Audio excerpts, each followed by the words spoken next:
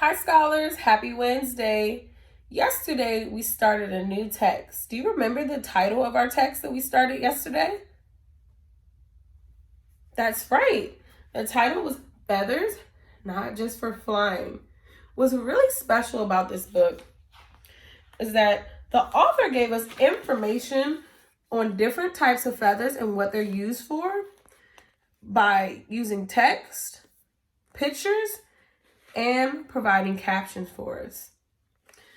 There's another special aspect about this text, and that's what we're going to talk about today. So I want you to listen to this sentence as I read it aloud. Feathers can warm like a blanket. Now, in this sentence, the author is comparing something to the feathers. He's comparing two things, the feathers and something else. What is the author comparing the feathers to? That's right, a blanket.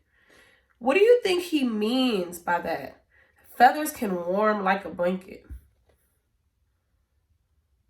Very good.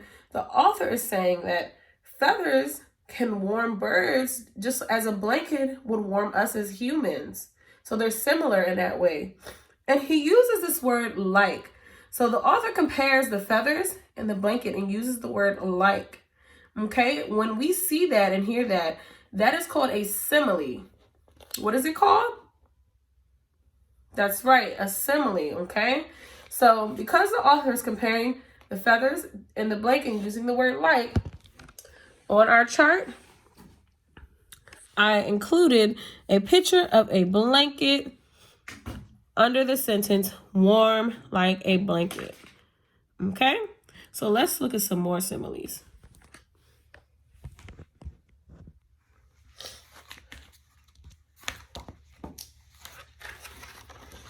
Or cushion like a pillow. Now, what is the author comparing in this sentence? That's right, the feathers to a pillow. And what does he mean when he says cushion like a pillow? Very good, that the feathers are soft and cushiony to birds as pillows are to humans. Okay, so for this one, we're going to include our picture. We have our picture of our pillow under cushion like a pillow. Okay, let's look at another simile.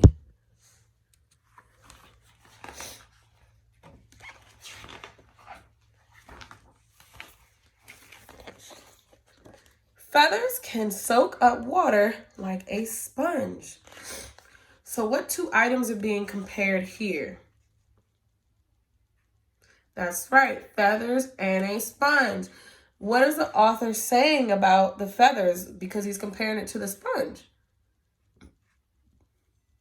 Very good. He's saying that feathers can be absorbent. And just how sponges would soak up water, the feathers can do the same for birds. Okay, and remember, he uses this keyword like when he's comparing those two things, okay? So for this one, we have our pictures of our sponges and our sentence or phrase, soak up water like a sponge. Remember that keyword like. Great job so far, scholars.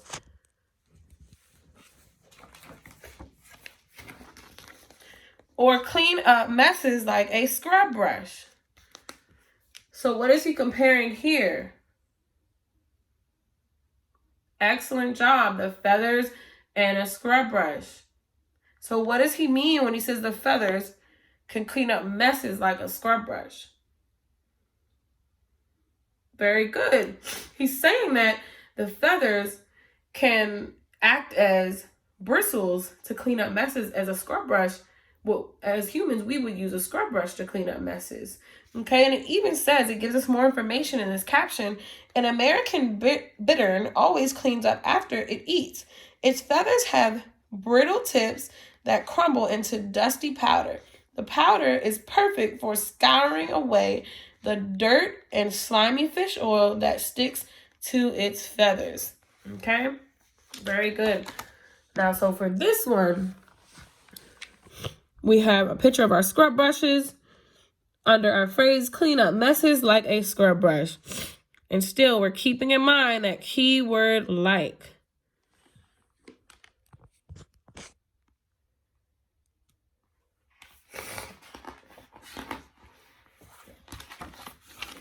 Feathers can distract attackers like a bullfighter's cape.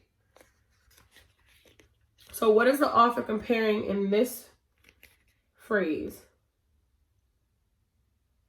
Exactly, the feathers to the bullfighter's cape. Do you know what a bullfighter is or a bullfighter's cape? A bullfighter is someone who fights bulls as a sport, and they use normally a red cape to tease the bulls or kind of, and sometimes distract the bulls, and they dress up.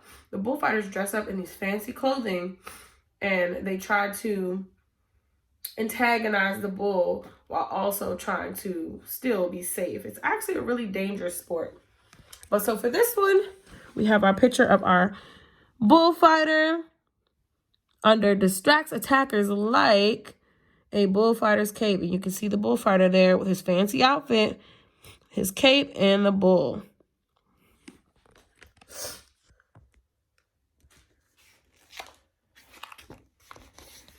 Let's go to the next one. Or hide a bird from predators like camouflage clothing.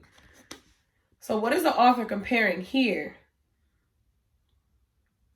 Very good. He's comparing feathers to camouflage clothing. So what he means by that is that birds can use their feathers to camouflage or blend in, like we see in this picture, from predators, as people you may have seen in the military wear camouflage clothing when they're at war so that they can blend in with the trees and the bushes and hide from enemies. Okay? So for this one, we have our picture of our camouflage under hide a bird from predators like camouflage clothing.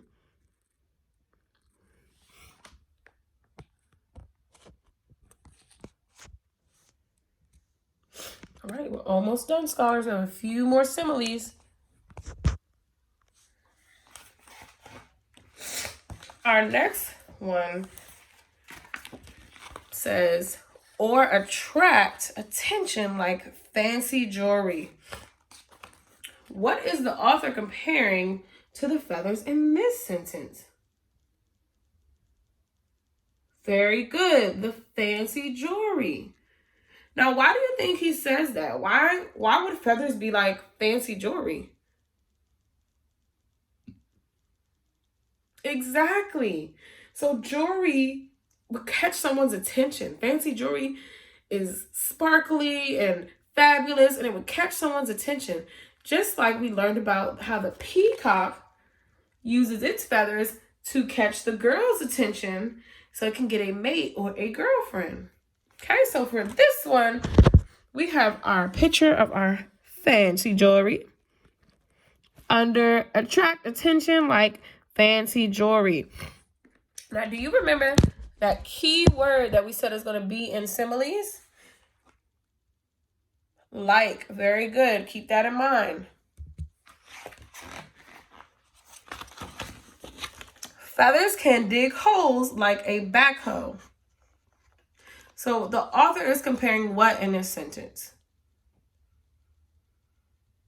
Good. Feathers and a backhoe. Why do you think that the author would say that feathers are like a backhoe? What does he mean? Very good, because backhoes dig. When we use them for construction, construction workers, well, when I say we, I mean humans. Humans and construction workers use them for digging. So birds' feathers can act similarly and help them to dig. So for this one, we have our picture of a backhoe. And it says feathers can dig holes like a backhoe. So I know some of you may actually have toy backhoes or toy trucks that look very similar to this backhoe.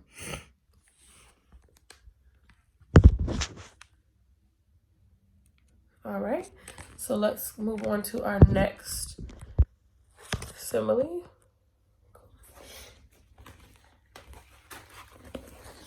or carry building supplies like a forklift. What is the author comparing in this sentence? Excellent job. The author is comparing the feathers and a forklift. What does he mean by that? That feathers can carry building supplies like a forklift. Yes, that's right. He's saying that just like forklifts lift heavy items, the feathers are strong and can carry things just like or similar to the forklift. So for this one, we have a picture of our forklift carrying some boxes. All right. Scholars, you guys did an amazing job today learning about similes. Now I want to switch gears a little bit and talk about something called the author's note. Okay, what are we going to be talking about? That's right, the author's note. So the author's note is actually something that we will find in the beginning or the end of a text. And in this case, it's at the end of a text. And it gives us information on the text and why the author wrote the text. So I want you to listen to the author's note as I read it aloud. While I was doing research for another book, I stumbled across a fascinating article in Birders World, which is now known as Birds Watching Magazine. It describes some of the amazing ways birds use their feathers. I knew this would be a great topic for a children's book, so I photocopied the article and pinned it to the idea board in my office. A few months later, I dug into the research. As I do for all my books, I turned to three main sources of information: the library for books, magazines, and newspapers, the internet for journal articles and locating experts in the field, and my own nature journals. Some examples in this book are based on my personal observations in the natural world. Others come from interviews with scientists as well as reports in my scholarly books and scientific journals. For me, research is the easy part of a project. The hard part is figuring out the most interesting way to frame the material. I'm always asking myself, is there a way I can make this even more engaging? And by engaging, she means interesting, so you guys will want to read it. For this book, I spent 3 years tinkering with this text. I wrote countless drafts and did 4 complete overhauls before I finally latched onto the idea of comparing feathers to common objects in our lives. That's when the writing came to life, and I knew the manuscript was ready for my editor. So after listening to the author's note, do you remember what she said as being a good researcher, what she used to research her book or what she wanted to write about? That's right. So in researching her topic, she used magazines from the library and newspapers. So books, magazines, and newspaper from the library. What else did she use? That's right, the internet. And what did she look up on the internet? Very good. Journal articles. And she also located experts in the field. So people who knew a lot about birds, okay? And what else? There was one more thing. There were 3 things in total that she used to do research on her topic about birds and feathers, how they can be used in different ways. Very good. She used her own nature journal. Okay? So she used 3 different things. She used the library, she used the internet, and her nature journals. Okay? Now, what is the author's note? Why does the author write an author's note? We just talked about this before we read the actual author's note. Very good. The author's note gives us more information on the text and why the author wrote the text. Okay? Great job learning about similes and listening to the author's note. I'll see you in part 2 of our lesson.